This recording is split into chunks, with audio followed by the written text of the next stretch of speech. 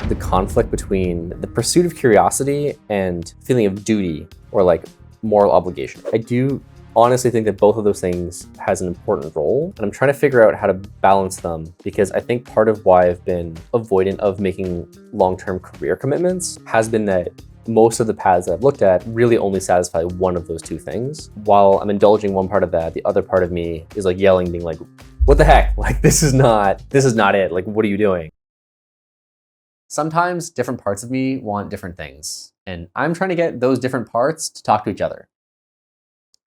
Today, we'll talk about the internal family systems modality of therapy and Jamie's journey to mediate the argument between his curious side and his dutiful side. Cool. Hope you enjoy the show. Welcome back. Good to see everyone again. Thanks for joining us again. It's always great to have your company. Yeah, might even say it's a pleasure. Yeah. How are you doing today, sir? I'm feeling good.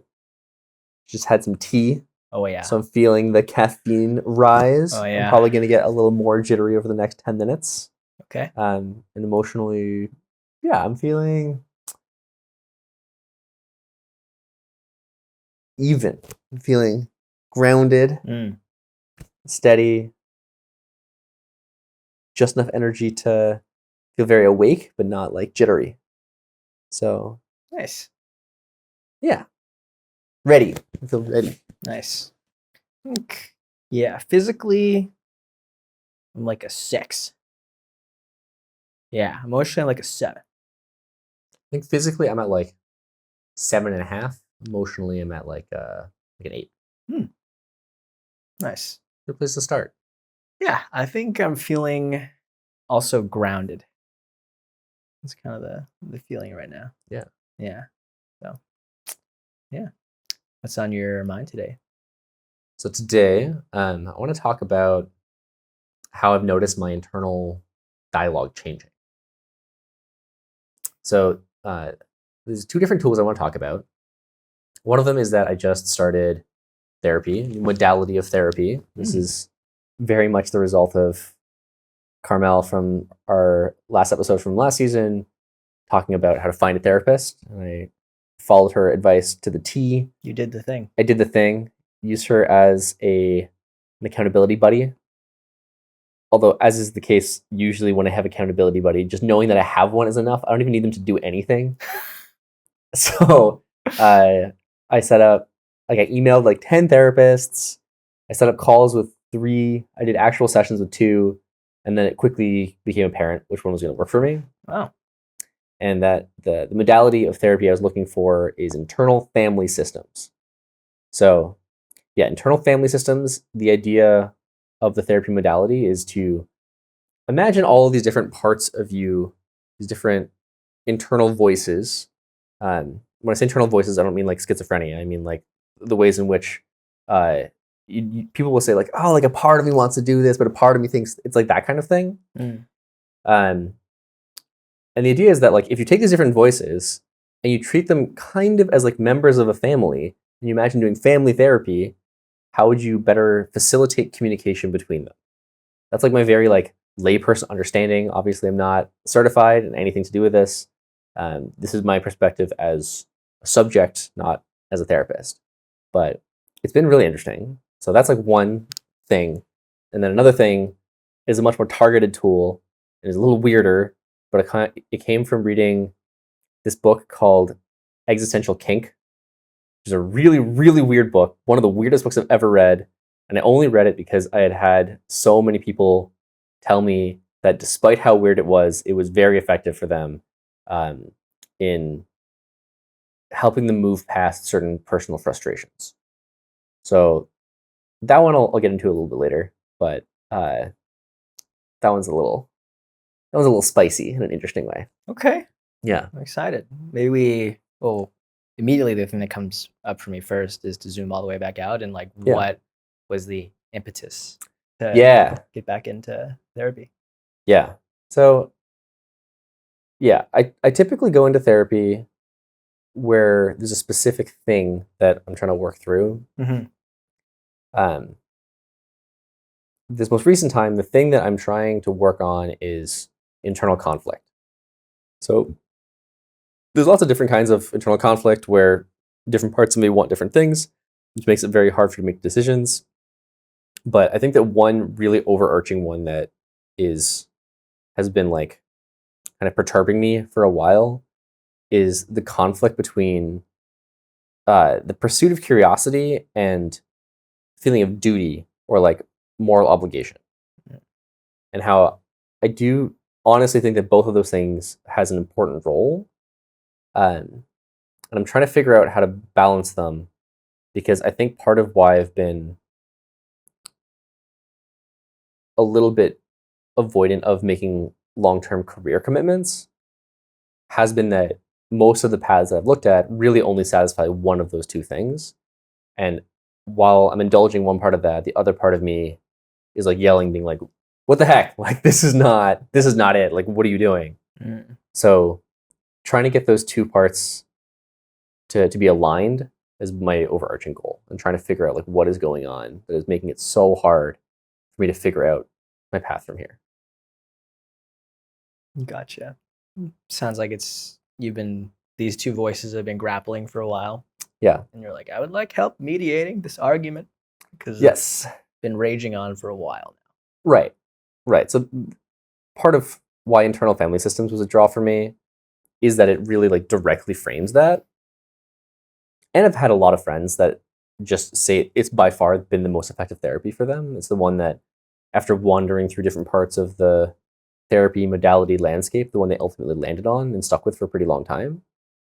But yeah, I just got really tired of these voices talking past each other, which is the same kind of dynamic you end up with in families or in any kind of relationship where people like keep saying the same things over and over and over again, but there's no Never listening lands. happening, so there's no Right. resolution. Interesting. Yeah. Would you say that one of these, because it sounds like one feels more lighthearted, joyous, the curiosity part, right? It's like more fun, it feels like. And the duty one feels much more like, I need to do this. Like it's my responsibility. Yeah. Does that sound about right? Like one is like a little more carefree, joyous. The other one is like one is almost like I want to do this. The other one is like I need to do this. Kind of, yeah. But I think that it's not just that I want to do this. It's like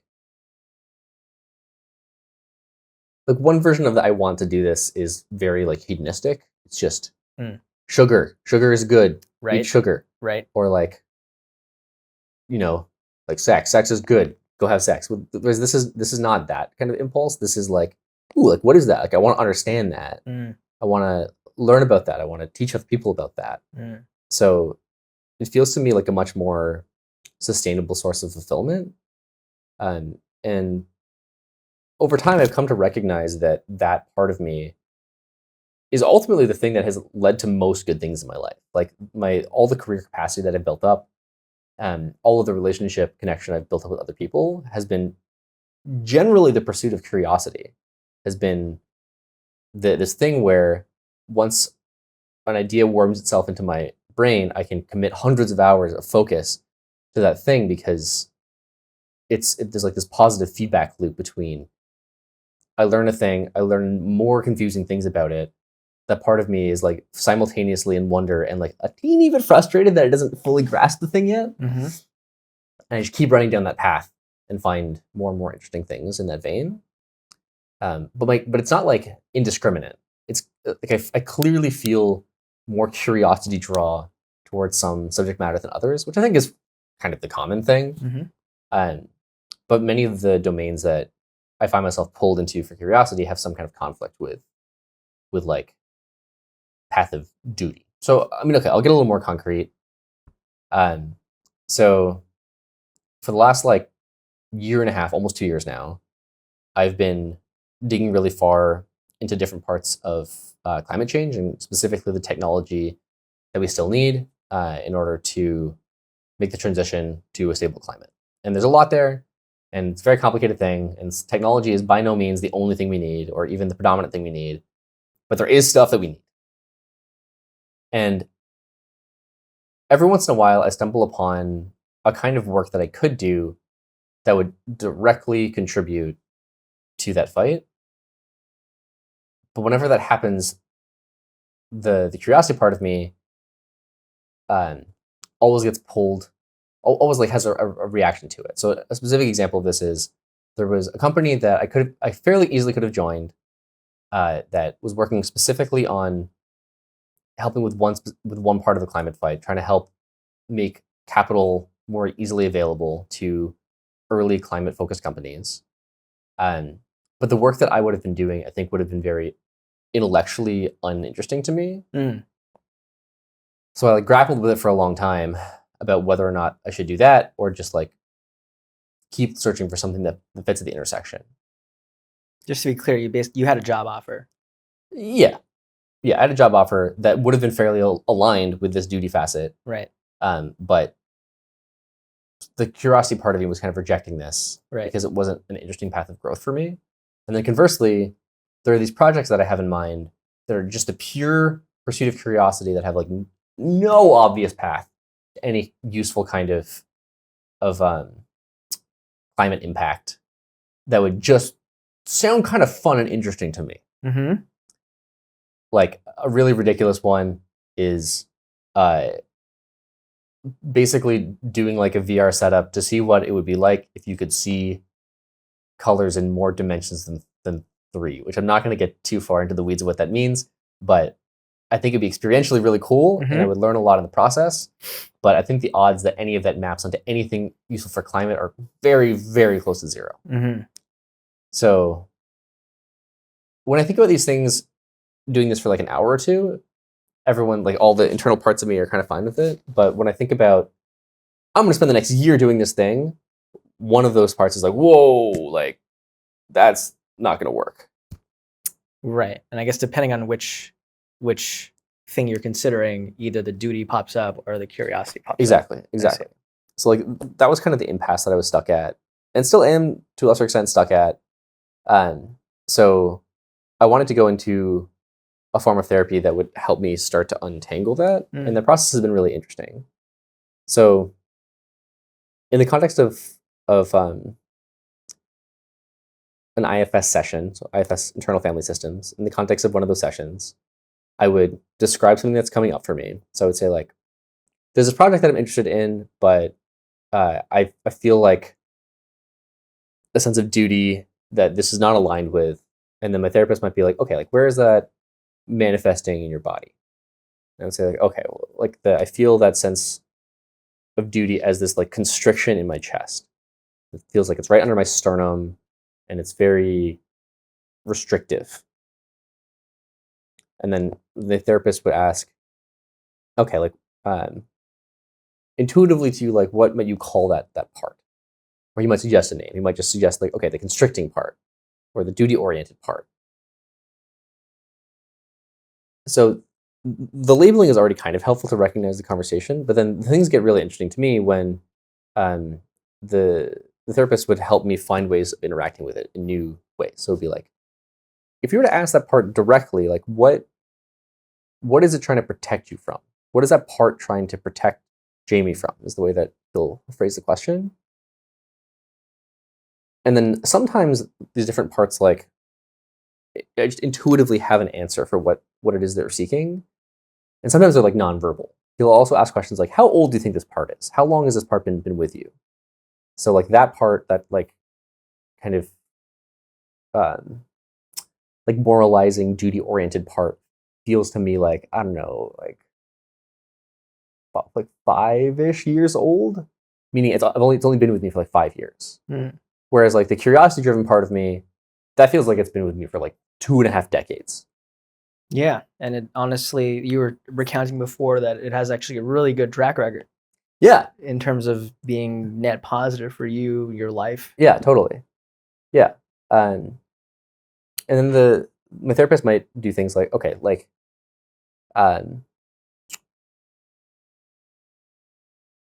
it seems like that duty constricted part is trying to control this curiosity driven part and being like, hey, like we can't do that. Like, we have to focus on contributing. So then the kind of interesting intervention would be the therapist will say something like, okay, um, can we ask the duty focused part to just stand aside for a little while and say, like, if things get out of control, it's okay for you to come back in, and we're not going to let things get out of control, but can you just step aside just for a second so we can talk to the curiosity driven part on its own. Mm-hmm. And then through this whole process, he'll be asking me like what I feel shifting in my body, and it's really strange to see how significantly things can change. And the typical direction of change is that things move from being very constrictive and protective to eventually like very, very vulnerable. Like, Ooh. get down to some kind of core. So, for instance, like one of the days we were diving further into the into this duty part, this duty driven part, and just like really trying to understand like what are you trying to protect Jamie from?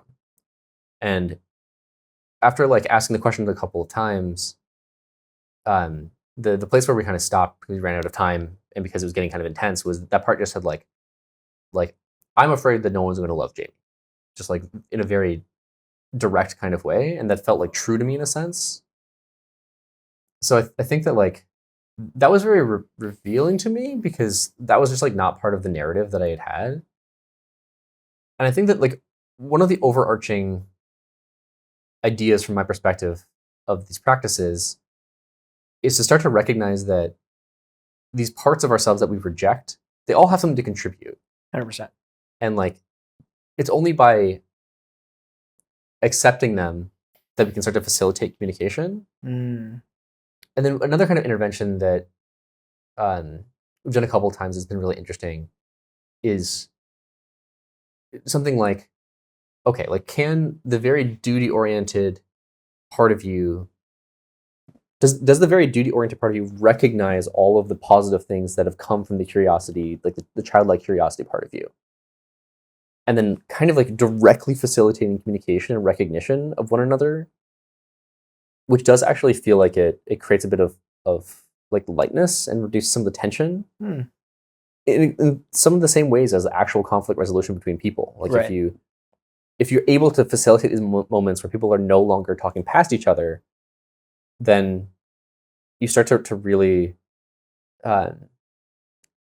feel like you can now talk at the matter at hand rather than just doing damage control. So like this kind of like parts division, so far I've been describing it as just these two parts, but typically there's like way more complicated stuff going on. Like a very common dynamic that like I find myself in is there's like this duty oriented part that typically gets like really, really mad if I'm like not doing the thing that's like both most rapid growth and like the most like morally aligned thing. Mm. And the curiosity driven part where I'm just like, I just want to go play and like, figure things out. And like they get really mad at each other.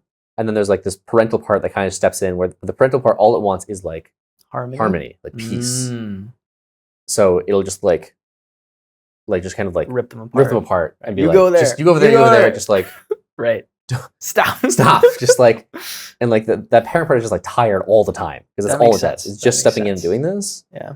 So an example of that step out or of that asking for permission intervention is saying to the parent like, hey, like, is it okay for you to step aside for a second so we can just like watch what is actually going on in this dynamic between these other two parts? Mm. And that's been really interesting. Like watching it play out. Watching it play out, yeah. Watching like that each of these parts is like more nuanced than you might expect. It's like desires and fears are more complex. Mm-hmm. And just learning to listen and appreciate each of these parts and teaching those parts how to appreciate each other. So like that's what happens during the session. But the thing that I've found really interesting about this is I do find myself less playing less of a suppression role whenever this is happening now. So like in day-to-day life, when one of these parts is like getting really aggravated, I think my default way of engaging before would have been, oh God, like not this again. Like why Why does this keep happening? Mm-hmm. Whereas now my mode of engagement is just like, hey, like what's going on? Like, are you okay? Like, and I'm able to direct that internally. So like that voice of, are you okay? What's going on? Like, let's slow things down and figure out what you need. That part feels like it's being cultivated now, and it happens not all the time, but like it happens automatically in situations now that definitely helps me feel more grounded. So that's like been very interesting.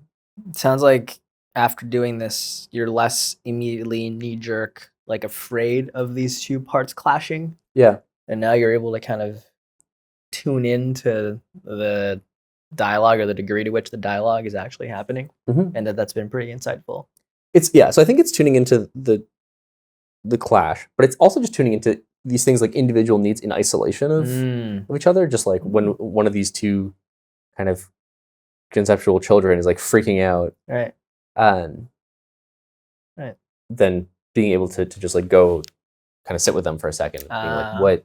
Nice. Hey, like what's going on? Like what do you need right now? So directing this voice towards myself or towards my parts of like, what do you need right now? Rather than, oh God, this is uncomfortable. I don't want to look at this. Wow. That's actually kind of powerful. Like Yeah. you're going from like kind of having like slight disdain towards your children to like right. getting to know them. Like being constantly embarrassed by them, being Right. like, oh, like just Yeah, don't look at yeah, them. Exactly. Now you're like building relationships with them. That sounds Exactly. pretty great. Yeah. Yeah, totally. I think talking about the actual conflict is probably more interesting. Okay. Yeah. I think like on the receiving end of hearing this, like I do get the sense, not to vilify one child over the other, but I do get the sense that like the curious part of you is it feels for some reason but it's more pure, it feels like. And it's well, partially because I have a bias. I appreciate curiosity a lot personally, but also the way you're describing it, right? It's light, it's free, it's been a part of you for a very long time. It's served you really well. This duty part seems a little newer, like the last like 5 years you said. And part of it, like I also have a visceral reaction to the word should. Yeah, totally. You know? So I wonder if like in getting to know the duty part about like more, like if that's and any of that resonates or what's come up.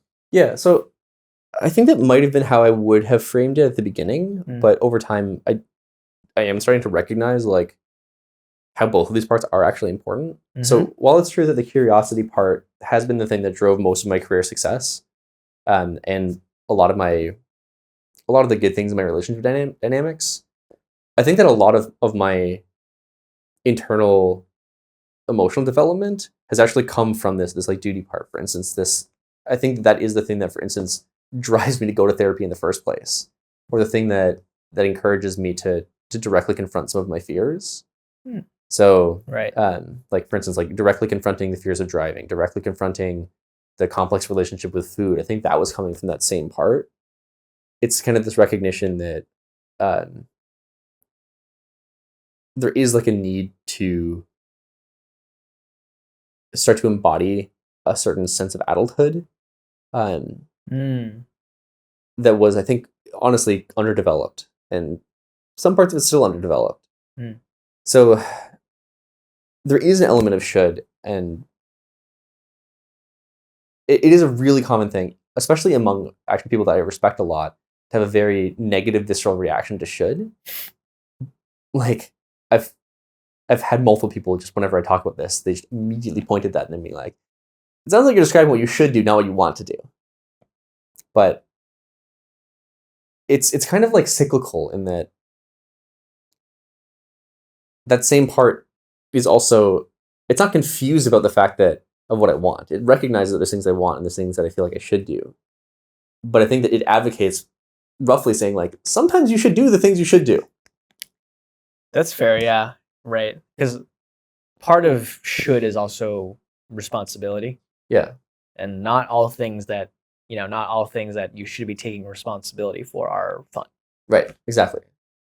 Yeah. And I think like, particularly in the case of spending a lot of time digging around understanding climate change, climate change is kind of the ultimate tragedy of the commons, where it's not like any one like bad actor. It is the entire structure of the world is kind of built upon it. Mm-hmm. It's like built upon the forces of growth. Growth without very fine controls leads to quote unquote externalities, where the things that cause climate change are not included in the economic system. And the reality is fixing those problems for the most part is not fun.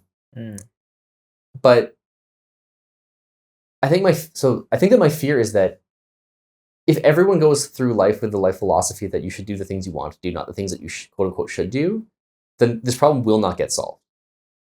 And like, there's like some level of argument of like, there are some people that just inherently want to solve this problem. But I think it's a hard pill for me to swallow to believe that enough people are in that camp to actually affect the kind of change. That makes sense. I think what I want to go back to as well, and if this is too intense, we can not. But one thing that you said, which struck me, was like you mentioned that you poked at the duty, and that one thing that came up was that it was trying to protect you from not being loved by other people, yourself, maybe. Yeah. That sounds like a lot. Yeah. Yeah. And very intense, actually. Like, I mean, when I hear that, I interpret that as if I don't do this, then I'm not going to get love. I don't deserve love, which seems not. I care about you. Yeah. And a lot of me is like, whoa. I was immediately like, okay, there seems to be kind of a disconnect there in terms of like what we just talked about in the last episode, the fundamentalness of, self-worth and self-love. Yeah. Do you think that's the interpretation, that like if you don't pursue these dutiful things, then it like means you're not like worth anything? I would say it's like directionally right. I wouldn't say it in that level of extremity. Okay. It's that I think if I don't do enough aligned with that feeling of duty and in other ways self-cultivation, it'll be hard for me to fully respect myself. So I mean, like, I've definitely had moments in my life where there was clearly a thing that I should do if I'm being responsible. I would not do that thing, and then the day after, I would feel awful. Like I would feel like a sense of shame for having not done the thing. So I mean, like, for instance, if I make a promise to someone and I just completely bail on it, then the day afterwards, I will typically feel some combination of guilt and shame. Right. And I think that that's actually like good. Right. Intended. Right. Outcome. So I think that what I'm going through right now is in part like a macrocosm version of that. Like the thing that I keep holding in my head is I imagine in the future having kids, and those kids like looking at the state of the world and looking at like the cycles of climate change, and then them asking me like, what did you do during this period? And if my answer is like, I was playing with software things that just seemed fun, I think that's like a hard thing for me to feel like grounded in.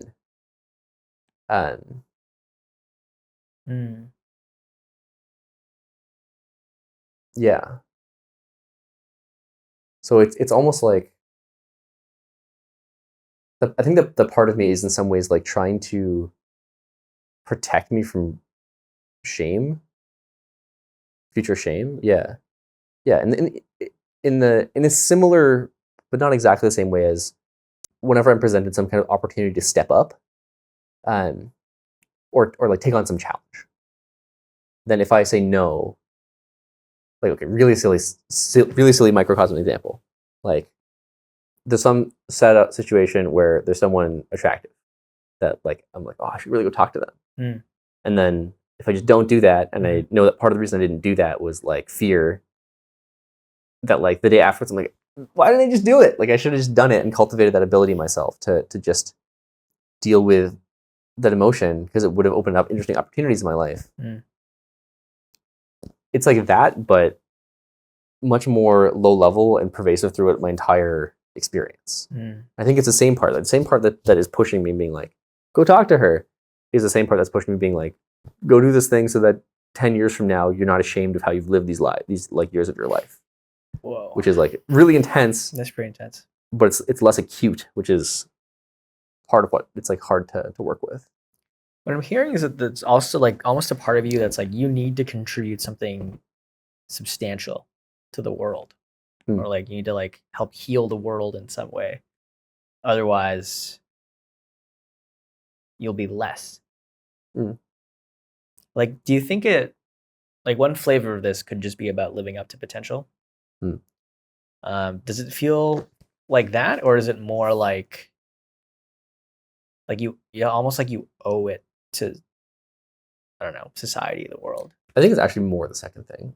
The living up to potential, like I think that my innate potential is much better aligned with just like the raw pursuits of my own curiosities, because those will allow me to reach like proportionally higher heights, because I have much stronger intrinsic motivation. Right.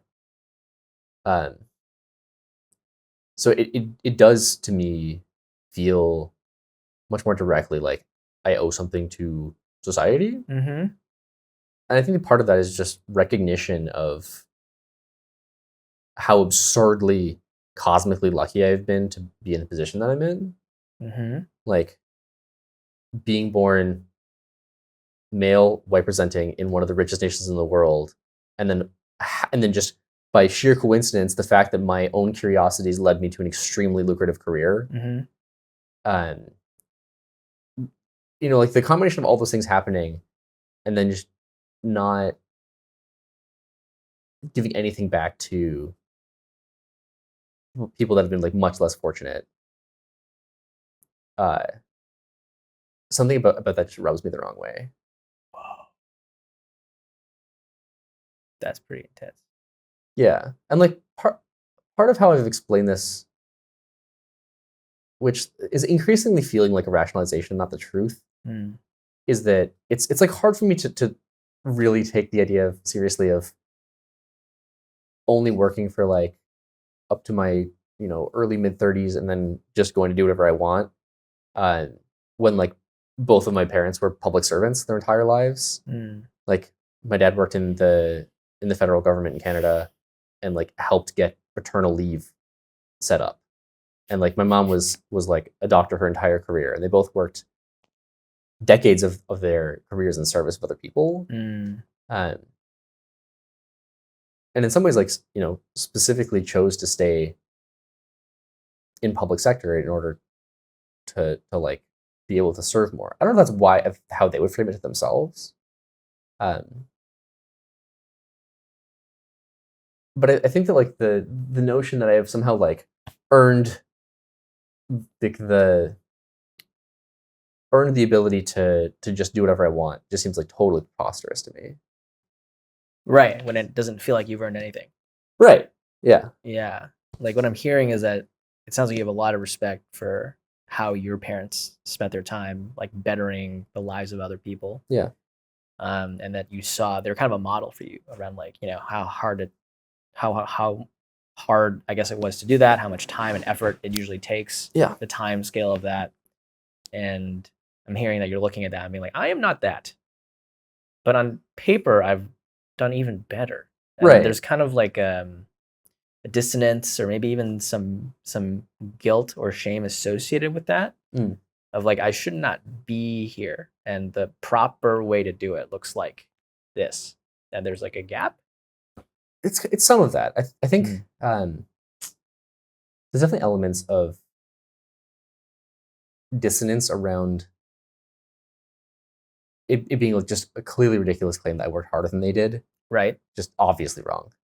And some of it is just this recognition that like I know that there are ways in which I have a lot I can contribute. And the idea of intentionally not doing that of like recognizing I have the ability to go work in a high leverage way on important problems, and then actively choosing not to do that. I find it really hard to swallow that. Yeah, and like whenever I've had these conversations with friends and with mentors, I'm in this weird position where I almost like want to be convinced that I'm wrong. I want someone to give me a compelling argument for why, in fact, I really should just go pursue my curiosity and trust that duty will like show up in its own way. Because yeah, I mean, I would like to just like go do whatever I want and not worry about it. But it feels such strong cognitive dissonance around that idea that I would have a hard time doing that in a way that would not result in this huge internal clash all the time. And because I think that it might actually be philosophically wrong. Yeah, I think, I mean, underneath all that conflict, I think there's like fundamentally a big part of you that wants to do good. Yeah. For society, which I think is a beautiful thing. One thing that comes up for me is I wonder, it's almost like, I'm curious how this is going to land. Like, I feel like you look up to your parents a lot for the way that they've contributed to society. And it almost feels like that's kind of how you conceptualize your future children. Like, you want them to also see you in kind of the same light. Whoa, yeah. I never made the multi-generational chain like that in my head, but I think that's right. Like I think that over the last many years, the idea of wanting to be respectable to my future children and to like a lesser extent to like my future partner is like a thing that drives me.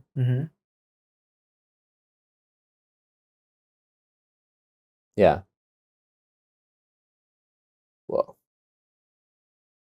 The multi-generational chain thing is interesting. It's pretty big. Yeah, I mean, I think that's how it works a lot, where if you respect your parents a lot this way, you're like, yeah, this is I mean, obviously you want your kids to respect you, and it's like how you've conceptualized your respect for your parents, it feels like a significant amount of that is also like, yeah, their contributions to the world. Yeah.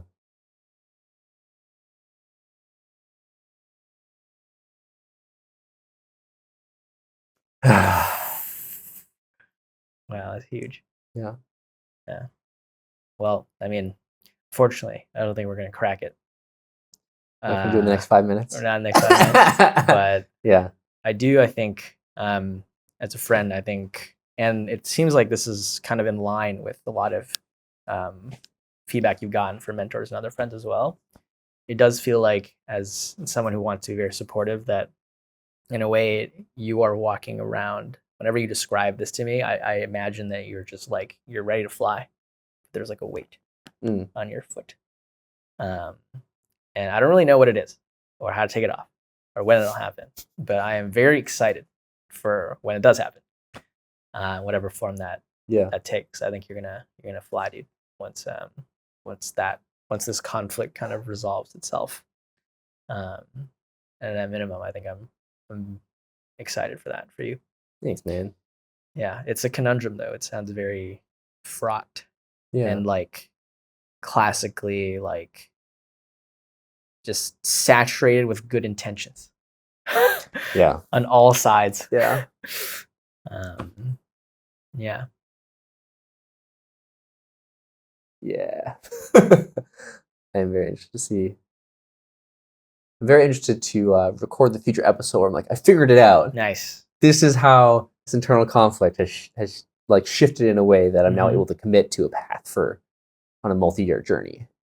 Yeah. And I mean, to bring it back to IFS, I do think it sounds like you've kind of tried like leaning into just one, ignoring the other, leaning to the other one, ignoring the other one. And that clearly is not the way. So it does feel like there's something to unpack there before you can move forward. And it sounds like you've found something that is teaching you things, which I think is the critical part. I don't know that there comes a point until the very end where you're like, oh, it worked. Yeah. But I think that at most you can say when you're in the journey is you're making progress. Yeah. Which is good. Totally. Yeah. Okay, I'm feeling pretty complete on that front. I just want to give a very brief description of the weird situation from Existential Kink, and then we can wrap Yeah, up. for Yeah. sure. Okay. So these things are related in my head because they both changed my internal dialogue. Where for IFS, it was really the strong change for me is this voice that automatically comes up that says like, "Hey, like, are you doing okay? Like, what's going on? Mm. Like, what do you need right now?" Uh, the voice that comes up from Existential Kink is weirder, but also very useful. Okay, so the Existential Kink is this book, very short book. It's a self-help book, but super weird. So one of the core concepts of the book is that if there are bad things in your life, it's probably because you secretly want them there. Mm.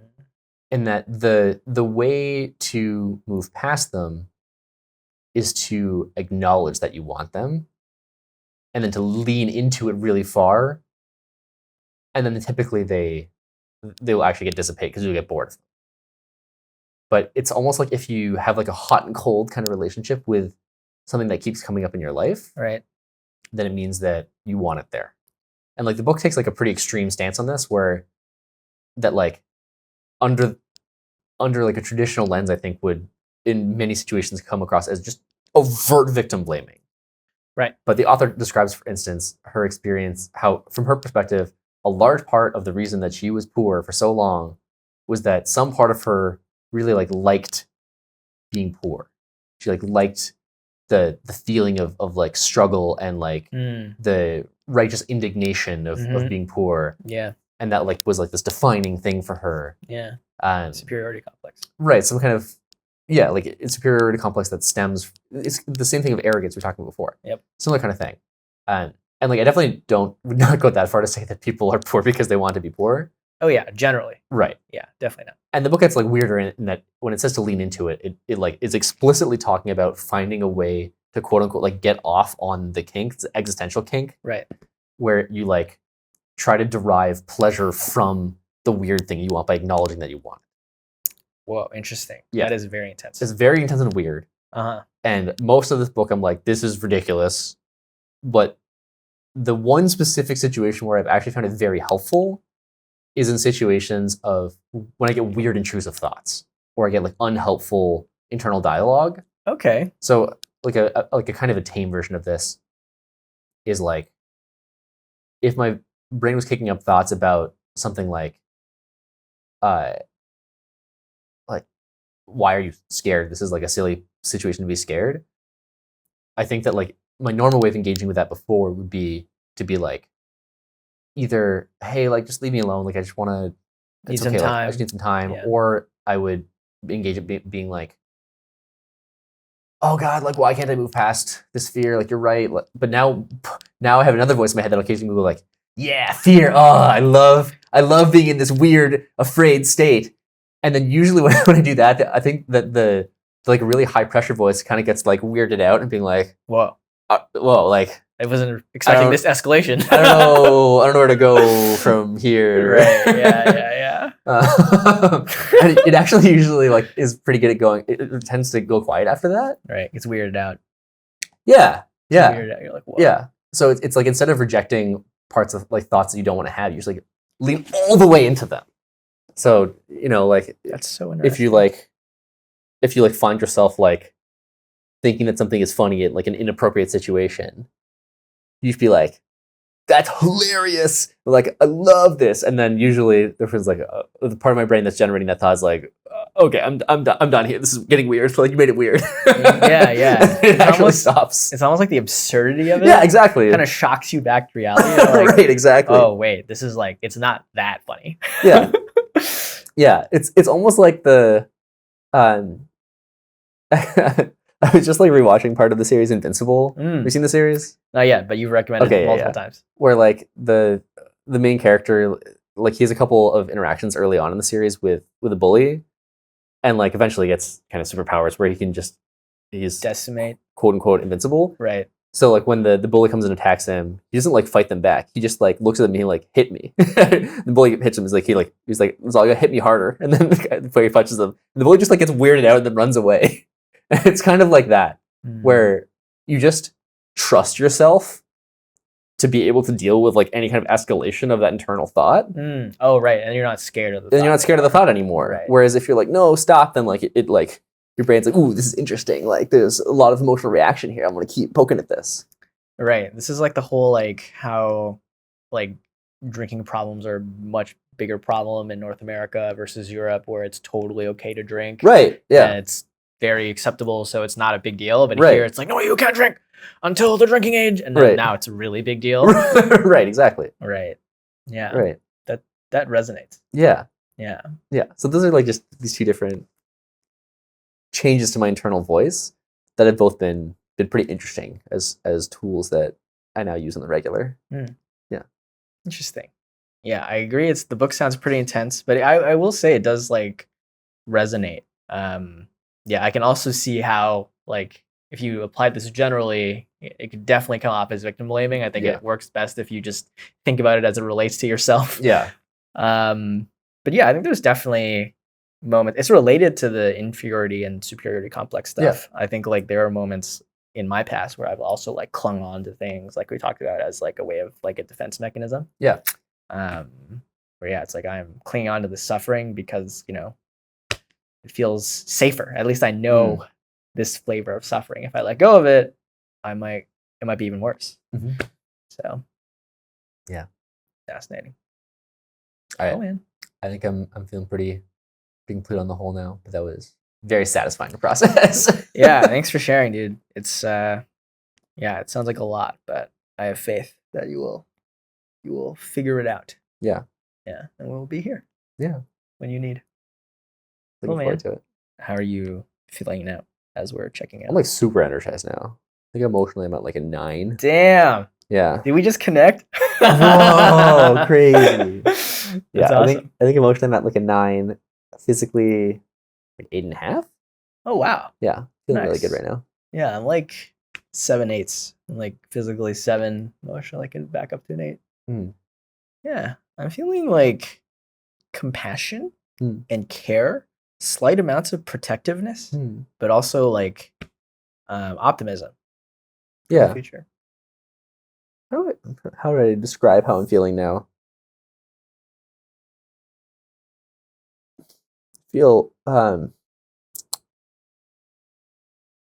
I feel like extrovert energy kind of cropping up. Ooh. I feel like a little bit like I'm bouncing around off the walls. Wow. Yeah, feeling bold, I think, is maybe one way of putting it. Ooh. Yeah. Damn. Yeah, very That's interesting. cool, man. All right. Feels good. Ready to take on the world. Something like that, yeah. That's awesome. Yeah. Cool. Well, thanks for hanging out with us too. You at home or wherever you're listening from or watching from. In case you missed it from the last episode, we are now a video podcast. So we're also live on YouTube as well as all of the usual podcast things. So that'll be linked in the show notes below if you want to check out what we look like and, and our body language and stuff like that. But yeah, thanks again for tuning in. See you next time.